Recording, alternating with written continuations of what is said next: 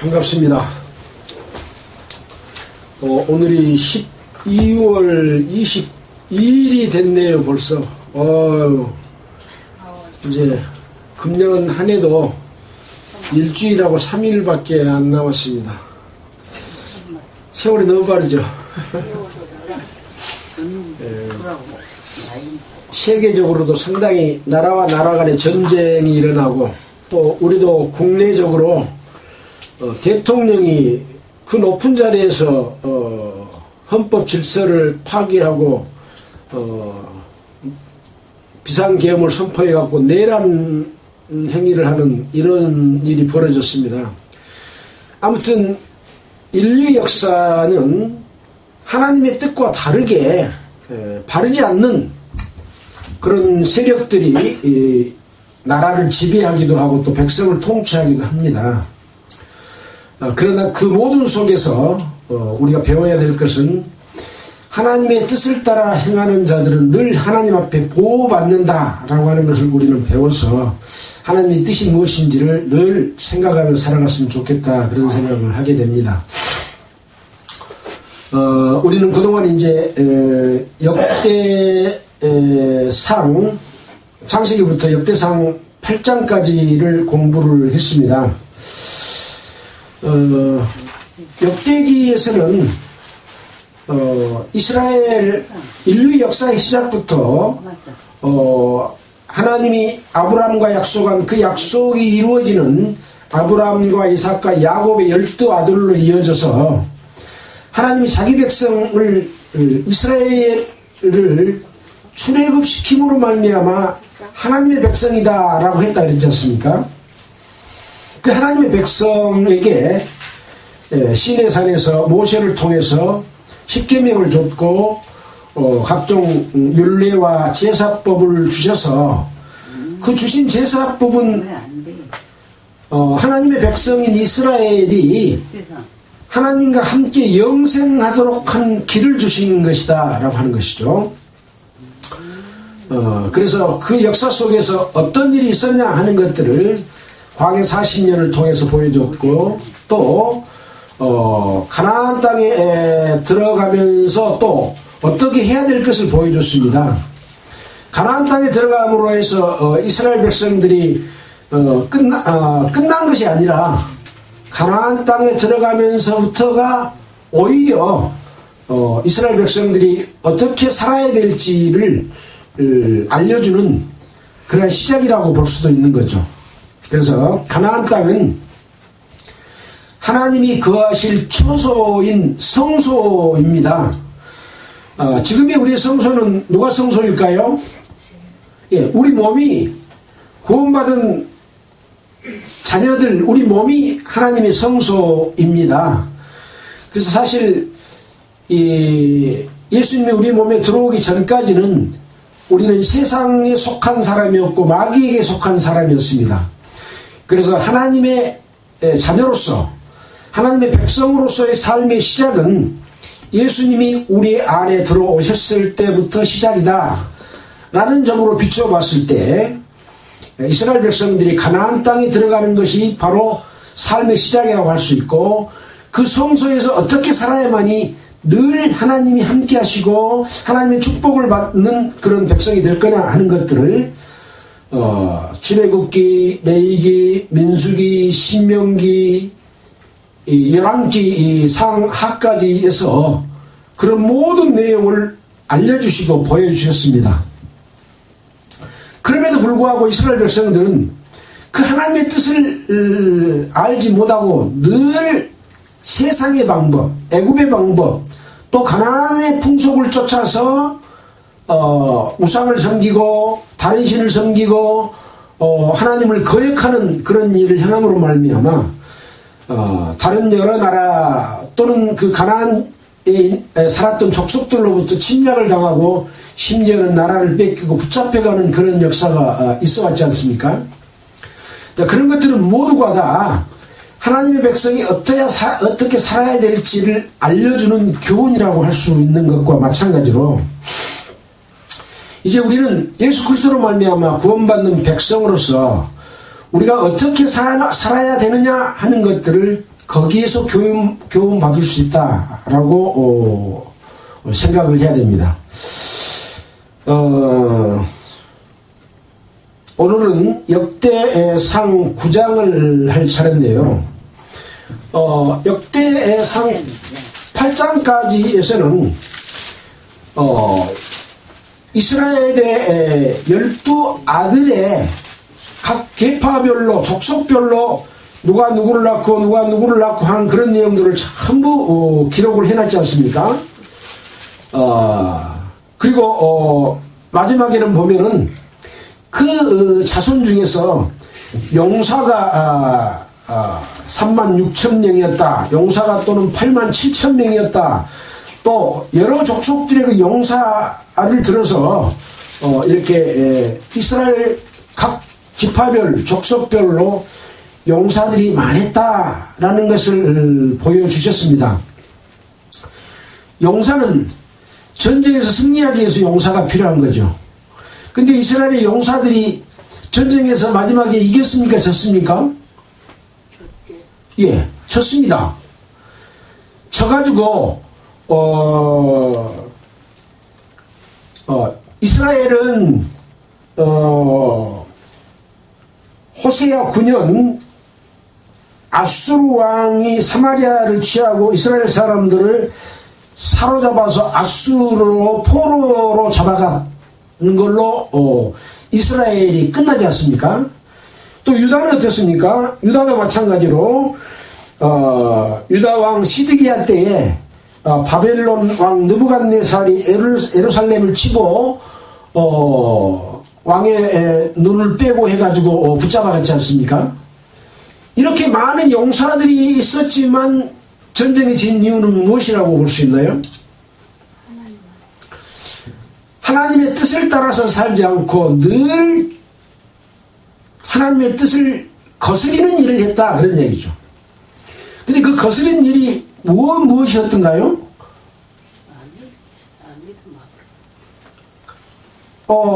가장 대표적으로 말하고 있는 것이 이스라엘의 일대 왕 누굽니까? 일대 왕의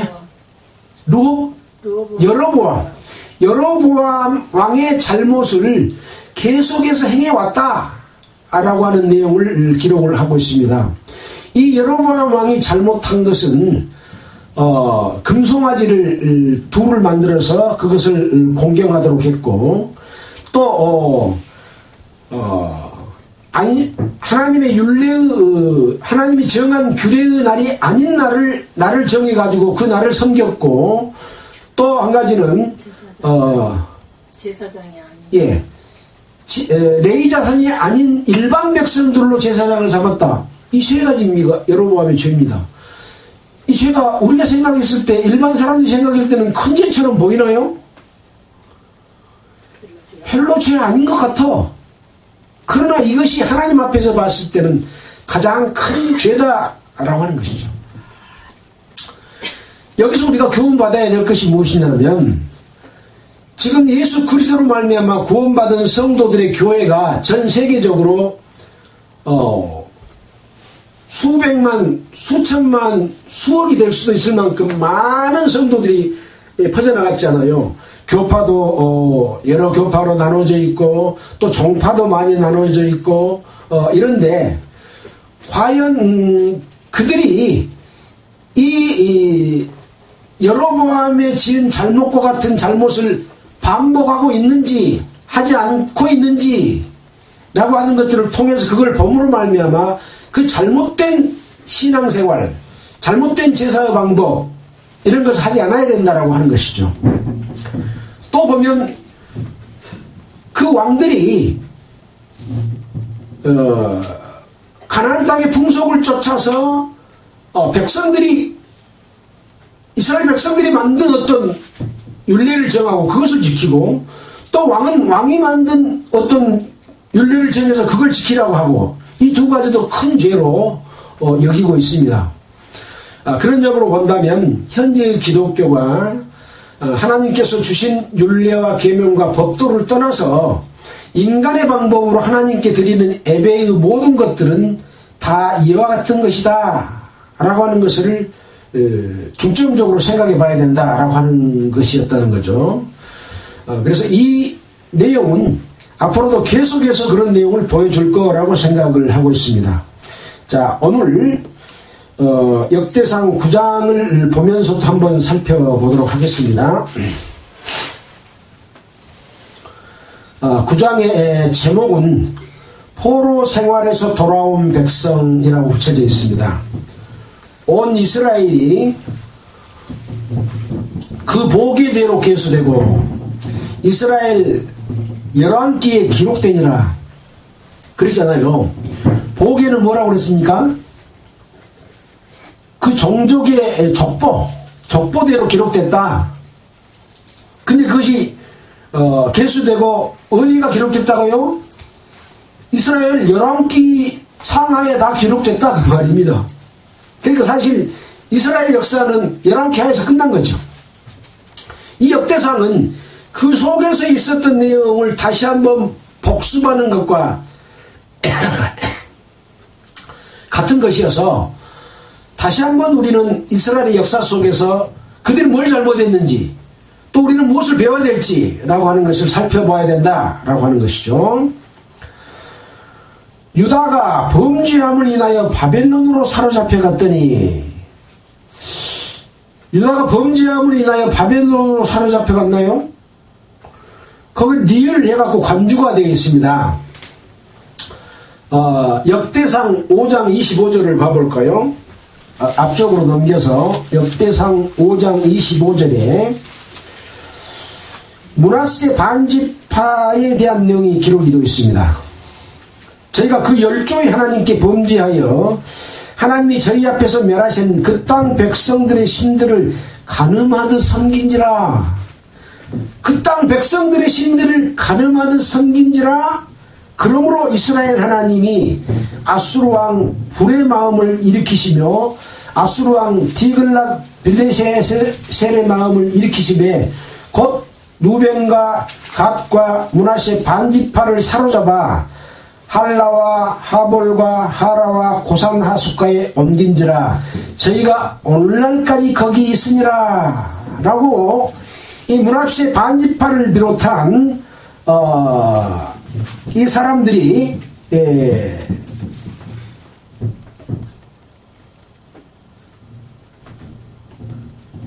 아수르 왕에게 잡혀간 내용이 기록이 되어 있습니다. 자, 다시 9장으로 돌아와서 9장 1절에 유다가 범죄함을 인하여 바벨론으로 사로잡혀갔더니 바벨론으로 사로잡혀간 것은 다른 데 또 사건이 있죠. 우리가 이미 배웠던 그런 내용입니다. 열왕기하 25장 7절 열왕기하 25장 7절 열왕기하 마지막 장 부분이죠. 25장 7절에 보면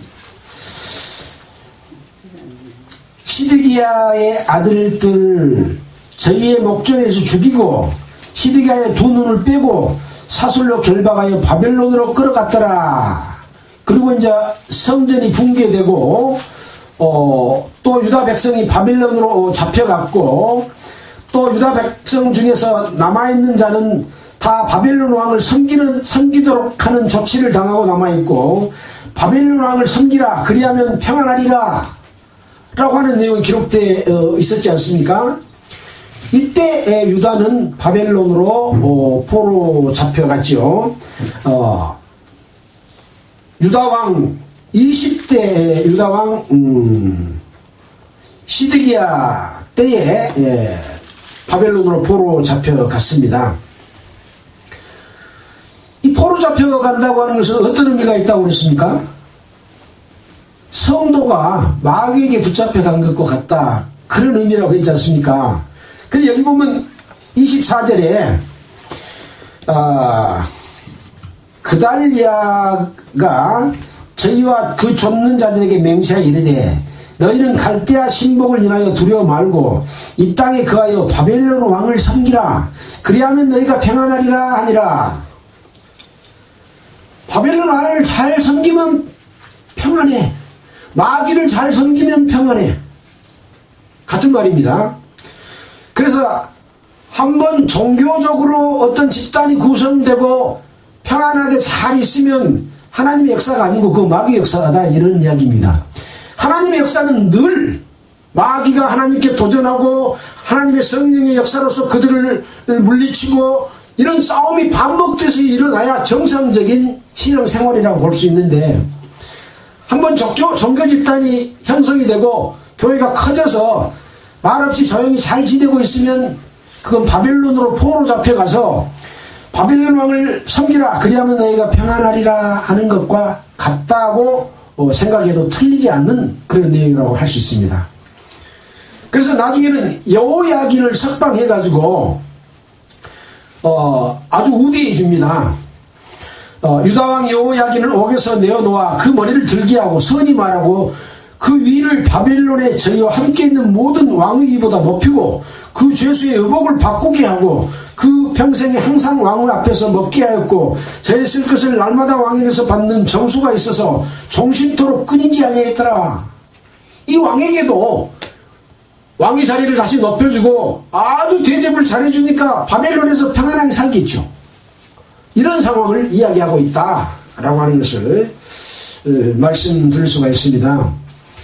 성도들의 삶은 늘 마귀는 우는 사자처럼 성도들을 늘 공격해 옵니다. 어떻게 저 성도가 올바른 신앙생활을 하지 못하고 우리와 똑같이 종교집단과 같이 잘못된 길로 가게 할까? 그러고 늘 쳐웃으는 거죠. 바른 말 하면은 바른 말 못하게 하고 자기들의 주장을 갖다가 펴면서 자기들을 따라오라고 하고 그런 이야기를 계속 하고 있는 거죠. 그래서 성도들이 평안한 것은 이 땅에 살고 있는 것이 아닙니다. 성도들은 늘 마귀하고 싸우고 있어야 정상이다. 나에게 전쟁이 없다면 내가 잠자고 있는 것이 아닌가 라는 생각도 해봐야 된다라고 하는 것을 생각해 보게 됩니다. 자, 9장에서 지금 유다가 범죄함으로 인하여 바벨론으로 사로잡혀 갔다 하는 내용 속에서 살펴봤습니다. 왜 사로잡혀 갔다가요? 범죄함으로 말미암아 사로잡혀 간 겁니다.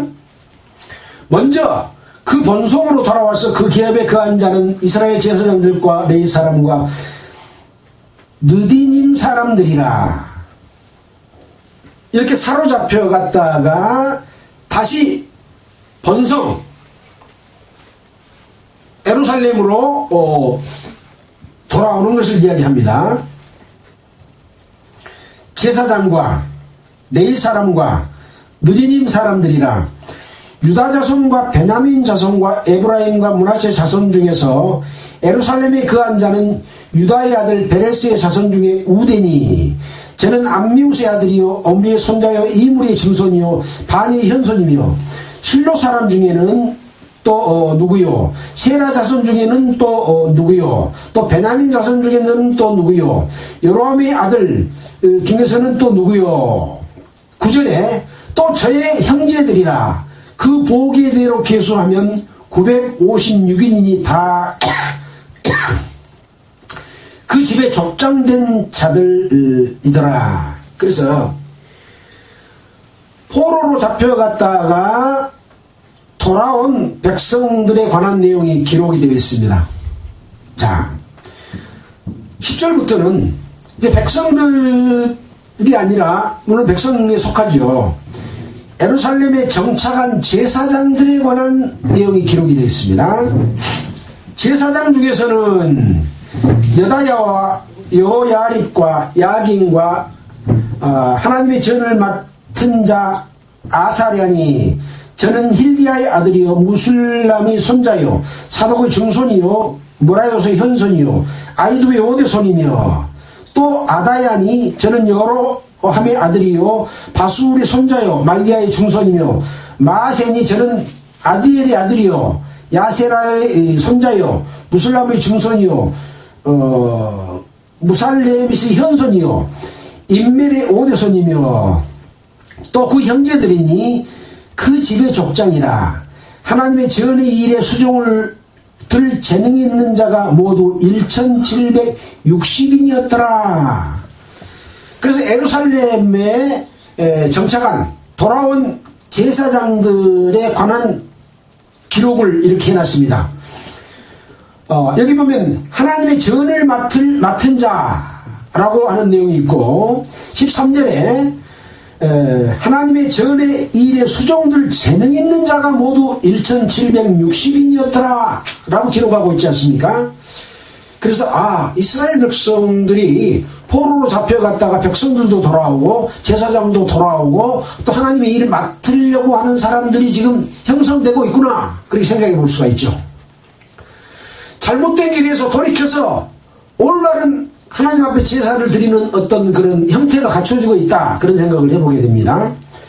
자, 그 다음에 또 14절부터는 예루살렘에 정착한 레위 사람들에 대해서 기록을 해놨습니다. 레위 사람들은 누구라고 했나요? 하나님의 일을 맡아서 하는 사람들이 레위 자손 중에서 있어야 되잖아요. 레위 자손 중에는 그 자손별로 또 역할이 각기 다르고요. 레위 사람 중에서는 무라리 자손 스마야니, 저는 핫수베 아들이요 아스리감의 손자요 하시바의 증손이며 또 박박길과 헤레스와 갈랄과 mat다냐니, 저는 미가의 아들이요 시그리의 손자요 아삽의 증손이며 또 오바다니, 저는 스마야의 아들이요 갈랄의 손자요 여두둘의 증손이며 또 베레가니, 저는 아사의 아들이요 엘가나의 손자라. 누도바 사람이 향리에 거하였더라. 그래서 예루살렘에 정착한 레위인들에 관한 내용을 기록해놨습니다. 향리에 거하였더라라는 말은 무슨 말이라고 했습니까? 향리는 뭡니까? 고향 향자, 마을 리자입니다. 고향의 마을에 거하였더라. 다시 되돌아왔다, 그런 얘기죠. 하나님께서 가나안 땅에 들어가서 각 지파별로 준 땅에 다시 돌아와서 거했다, 그런 이야기라고 볼 수 있습니다. 자, 이번에는 17절부터는 예루살렘에 정착한 회막 문지기에 대해서 또 기록을 해놨습니다. 문지기는 살룸과 압국과 달몬과 아히만과 그 형제들이니 살룸은 그 두목이라. 이 사람들은 전에 왕의 문 동편 곧 레위 자손이 영의 문지기며 고라의 증손 에비아삽의 손자 고려의 아들 살룸과 그 종족 형제 고라의 자손이 수종드는 일을 맡아 성막 문들을 지켰으니 그 열조도 여호와의 영을 맡고 그 들어가는 곳을 지켰으며 여호와의 영을 여호와께서 함께하신 엘르아살의 아들 비느하스가 옛적에 그 무리를 거느렸고 무실 4명의 아들 스가랴는 회막 문지기가 되었더라. 제사장도 들어와서 정착을 하고 레위 사람들도 들어와서 정착을 하고 회막 문지기도 와서 정착을 한다. 각기 맡은 역할이 각각 다 있다, 그런 얘기죠. 근데 이 문지기 역할, 어떻게 보면 문지기 사람은 별로 천하게 느껴지는 그런 인식들이 일반적으로 있지 않아요? 그러나 하나님께서는 그것을 천히 여기시지 않고 귀중한 소중한 그런 일이다 라고 말씀하고 계신 부분이 또 있습니다. 좀 한번 읽어볼까요? 택함을 입어 문지기가 된 자가 모두 212이니 이는 그 향리에서 그 보기대로 계수된 자요 다윗과 선견자 사무엘이 전에 세워서 이 직분을 맡긴 자라. 문지기도 직분이요, 레위 사람들이 맡은 것도 직분이요, 제사장들도 직분이죠. 맡은 역할이죠. 지금의 집사가 있고 장로가 있고 목사가 있는 것과 같은 어떤 직분을 이야기하는 겁니다. 각기 맡은 역할이 있다고 하는 거죠. 더 자세한 내용은 이제 뒤에 또 나오게 됩니다. 저희와 그 자손이 그 반열을 좇아 여호와의 전 곧 성막 문을 지켰는데 이 문지기가 동서남북 사방에 섰고 그 향리에 있는 형제들은 이래마다 와서 함께하니 이는 문지기에 두목된 네 사람 넷이 기묘한 직분을 맡아 하나님이 전 모든 방과 곳관을 지켰음이라. 중요하다고요? 중요하지 않다고요? 기묘하단 말은 중요하다, 그 말입니다. 그래서 기묘한 직분을 맡아 하나님의 전 모든 방과 곡관을 지켰습니다. 제사장만 중요한 거 아니고 레위 사람만 중요한 거 아니고 이 회막 문지기도 중요한 직분으로서 하나님이 그 직분을 주신 것이다 라고 하는 거죠. 자, 그 다음에 있는 내용들이 또 더 우리에게 좋은 교훈을 주게 됩니다. 나머지 레위 사람들 그 중에 어떤 자는 섬기는 데 쓰는 기명을 맡아서 그 수요대로 들여가고 수요대로 내어오며, 기명은 뭐예요? 그릇이요, 그릇. 그릇을 숫자대로 들여오고 숫자대로 내어가고 하는 일을 맡았다 그 말입니다. 그릇이 가지고 전해준 것도 중요한 역할이다 그런 이야기입니다. 그래서 우리 교회에서도 마찬가지예요. 앞에서 설교한 목사만 중요한 역할을 맡은 것이 아니고 각각이 교회 내에서 자기가 뭔가를 할 수 있는 것을 찾아서 함으로 말미암아 그것이 자기의 역할이 되는 거죠. 반찬을 만든 사람이 있는가 하면, 또 반찬 만들고 또 음식을 차릴 때 도와주는 사람이 있는가 하면, 때로는 와서 방을 닦기도 하고 또 청소를 하기도 하고, 이 모든 일이 다 중요한 직분들이다 라고 하는 것들을 우리는 레위기 9장 28절에서 그릇을 씌가지고 갖고 온 것도 중요한 역할이다 이렇게 이야기하고 있잖아요. 자, 그 다음에 또 보겠습니다. 또 어떤 자는 성소의 기구와 모든 기명은 그릇이라고 했습니다. 그릇과 고운 가루와 포도주와 기름과 유향과 향품을 맡았으며, 성소의 기구, 기명, 또 제사 지낼 때 쓰는 고운 가루, 포도주와 기름과 유향과 향품을 맡아서 갖다 전해주고, 그것을 가지고 또 이제 제사장들은 제사 지내고 그런 데 쓰는 거죠. 그래서 하나님의 이 백성들이 하나님의 일을 맡아서 하나님 앞에 드리는 제사에서 각각의 맡은 역할들이 따로 있다. 그러나 이 모든 역할들이 다 하나님 앞에서 기묘한 직분이다 라고 하는 것을 알 수가 있습니다. 고라 자손 살룸의 장자 마띠다라고 하는 레위 사람은 남비에 지지는 것을 맡았으며 후라이팬에다가 계란을 이렇게 후라이를 하면 지지는 역할 아닙니까? 그것도 여기다 써놨지 않습니까? 예. 교회 안에서 소중하지 않는 역할이 아무것도 없습니다. 근데 아무것도 안 하는 사람이 있으면 되겠어요? 안 되겠어요? 안 되겠죠. 내가 하나님 앞에 소중한 역할을 맡아서 뭔가를 하고 있구나 해야만이 하나님 앞에 일꾼으로서 역할을 하게 되는 거죠. 33절입니다. 또 찬송하는 자가 있으니 곧 레위 족장이라. 우리가 찬송에 대해서는 2주 전입니까? 1주 전입니까? 배웠죠. 찬송하는 자 중에 헤만이 있었는데, 헤만이 있고 그 우편에는 아삽이 있고 왼편에는 예단이 있다. 그래서 이 사람들이 예루살렘 여호와전을 세울 때까지 회막 앞에서 찬송하는 일을 행하되 그 반열대로 직무를 행하였더라 라고 하는 것에서 찬송의 중요성을 말했었던 적이 있지 않습니까? 여기 9장 30절에서도 찬송하는 자가 있으니 곧 레위 족장이라. 저희가 골방에 거하여 주야로 자기 직분에 골몰함으로 다른 일은 하지 아니하더라. 찬송하는 일을 자기의 가장 중요한 일로 생각하고 주야로 자기 직분에 골몰하여 다른 일을 하지 아니하더라. 이게 이제 레위 자손들은 어떤 일을 해서 먹고 사는 사람들이 아닙니다. 하나님의 일을 맡아서 그 일을 하는 것이 레위 자손의 역할이고, 레위 자손들에게는 다 11지파가 자기들 것을 레위 자손이 먹을 수 있도록 나눠주는 일을 했잖아요. 사는 집도 그렇게 했고 사는 성도 그렇게 했고, 자, 그래서 이 레위 자손들은 그런 역할을 각각이 담당이 됐다라고 하는 것이죠. 이상은 대대로 레위 족장이요 으뜸이라 예루살렘에 거하였더라.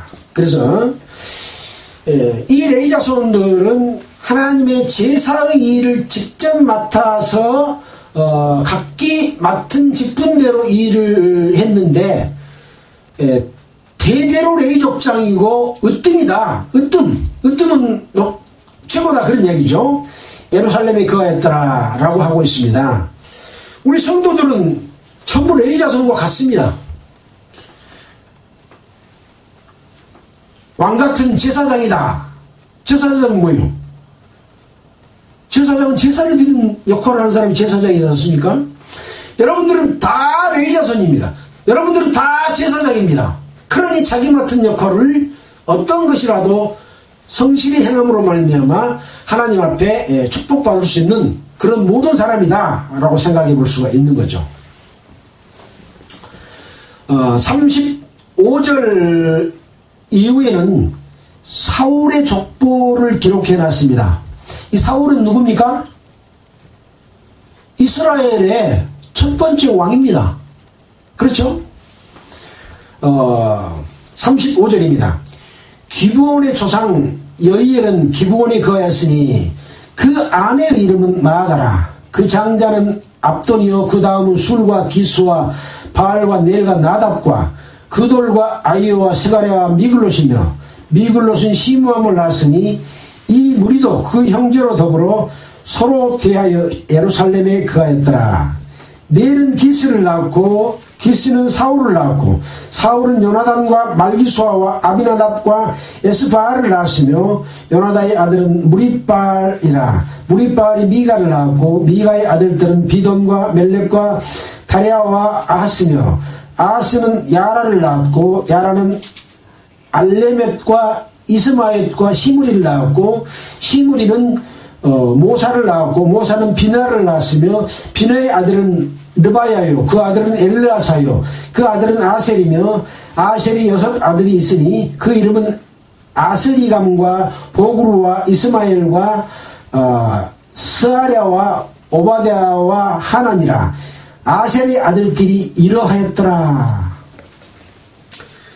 사울왕의 족보를 지금 앞에서 우리는 또 사울왕에 대해서 사울왕이 어떤 인품을 가졌고 왕을 어떻게 했고 어떻게 하나님 앞에 잘못을 저질러서 사울왕이 나중에 죽임을 당하는 사울왕을 패하게 되고 또 하나님의 악한 영을 심어서 늘 죄를 짓게 만들고 다윗을 죽이려고 하고 이런 악한 마음이 있는데 돌이키고 싶어도 돌이키지 못하는 그런 상황이 됐던 그 불행한 사울왕이었지 않습니까?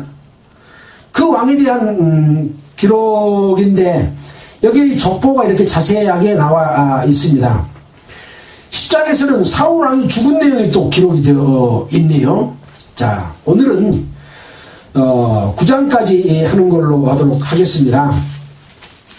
우리는 이스라엘 백성들에 관한 이스라엘의 12아들에 관한 족보에 관해서 자세하게 물론 자세하다고 하지만 전체 인원을 다 기록해 놓은 것은 아닙니다. 그렇지만 얼마나 많은 사람이 등장했습니까? 이것만 보더라도 성경은 역사적인 사실이고 하나님의 말씀이다 라고 하는 것을 우리는 생각해 볼 수 있는 거죠. 만약에 어떤 사람이 소설책을 썼다면 이렇게 많은 이름만 들먹여 놓고 아무 역할도 없는 그런 사람을 쓰나요? 안 쓰겠죠. 소설은 그렇지 않습니다. 그러나 이 성경은 역사적인 사실이기 때문에 이스라엘에 그 관련된 12아들들에 관한 족보까지도 자세히 기록해 놨고 그 족보에 속한 자들의 역할 또 그들이 어떤 일을 했는지 또 뭐가 잘못됐는지 뭐가 하나님 앞에 축복받는 일이었는지 왜 외세의 침략을 받아서 죽임을 당하고 전쟁에서 패하고 바벨론으로 사로잡혀가고 아수르로 포로로 잡혀가고 이런 내용들을 다 기록을 해놨느냐, 하나님 앞에 무엇을 잘못했는데 그랬느냐 라고 하는 것을 우리는 배워서 현대 기독교 속에서 하나님께 그때 당시는 제사 드리는 거고 지금 예배 드리는 건데 하나님 앞에 예배 드리는 방식이 뭐가 잘못되어 있는 거냐라고 하는 것을 깨우쳐 알라고 이렇게 자세하게 기록을 해놨다라고 생각해 볼 수가 있습니다. 여러분도 이제 함께 성경을 쭉 읽어보면서 예습도 하고 복습도 해서 여러분들이 직접 깨닫게 되면은 여러분이 느끼는 그 느낌과 힘이 커져서 이 세상을 이길 수 있는 힘, 또 하나님 앞에 늘 찬양하고 기뻐하는 그런 삶을 살 수 있다라고 하는 것을 말씀드리고, 함께하는 모든 분들이 한 분도 낙오됨이 없이 하나님의 영광에 이르기를 바라면서 마치도록 하겠습니다. 기도드리겠습니다. 하나님 아버지 감사합니다. 오늘은 포로에서 돌아온 이스라엘 백성에 관한 기록을 살펴보았습니다.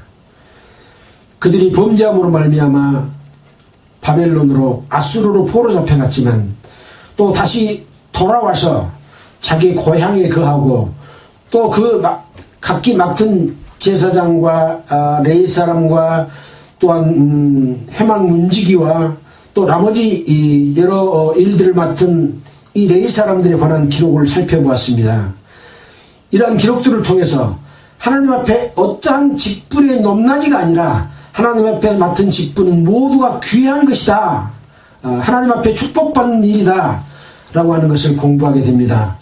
우리 마음껏에 늘 함께 하시고 성령의 역사로서 우리를 인도하셔서 모든 사람이 주님의 영광에 이르도록 주님 늘 보호하시고 지켜주시옵소서. 이 모든 말씀을 우리를 권해주신 예수 그리스도의 이름으로 기도드렸습니다. 아멘.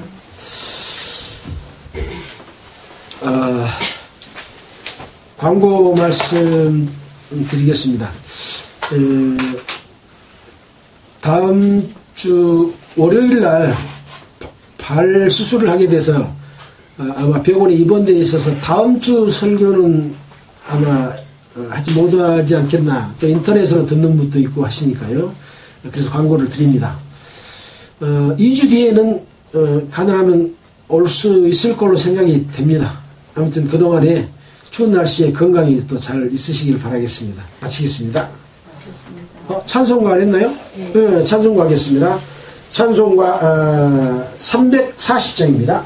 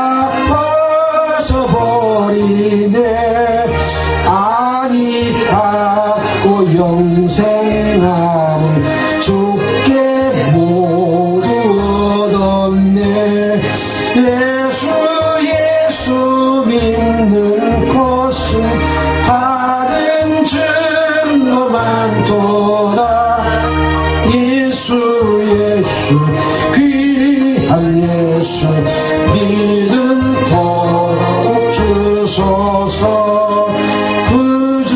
예수 의지하여 구원함을 얻었네.